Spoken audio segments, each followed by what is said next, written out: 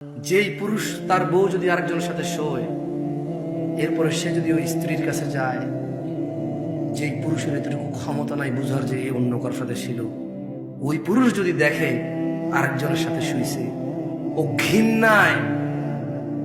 ঘৃণায় লজ্জায় রাগে ক্ষোভে দুঃখে ওকে পুরো পৃথিবীর বিনিময় দিলেও বলবো যে বউ আমি রাখবো না ভাই। যার ভিতরে ন্যূনতম লজ্জাবোধ আছে, গায়রাত আছে, গায়রাত মানে বোঝেন আত্মমর্যাদা, কি মর্যাদা, সে রাখবে না।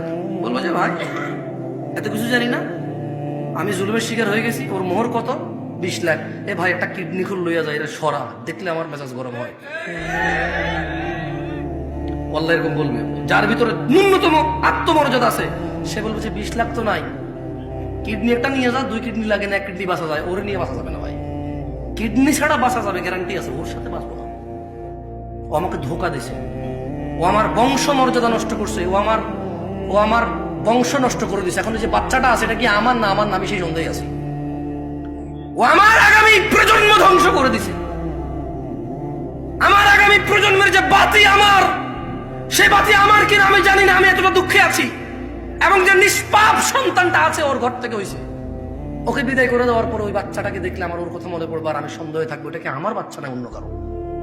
ওকে সরাও, কিডনি নিয়ে যাও, ওকে সরাও, 1 কিডনি দিয়ে বাঁচা যায়। ও আমার আগামী প্রজন্ম ধ্বংস করে দিছে, ও আমার বংশের বাতি শেষ করে দিছে, ওকে সরাও। সেই জায়গায় শিরিক আল্লাহ কিভাবে বলে, অথচ তিনি জানে ওয়াহুয়া খালাকাক, তিনি তোমাকে সৃষ্টি করেছে কোথায় থেকে, এক বিন্দু তুচ্ছ পানি থেকে, যেটা তোমার বাপের পাজরের হাড়ে ছিল। এই পিছনের হাড়ে ছিল যে পানিটা, ধাক্কা দিয়ে যে পানিটা বের হয়, যে পানিটা যে কারো হাতে লাগলে গোসল করতে হয়, এইভাবে ঘিন ঘিন করে টিস্যু দিয়ে মুছে ফেলবে, এমন তুচ্ছ পানি হতে তোমাকে সৃষ্টি করছে। তুমি তো মনে করো তুমি জোয়ান, তোমার বাপ জোয়ান ছিল না, তুমি মনে করো তুমি জোয়ান থেকেই যাবা ছোট ভাই আমার, তুমি আর বৃদ্ধ হবা না। খবরদার,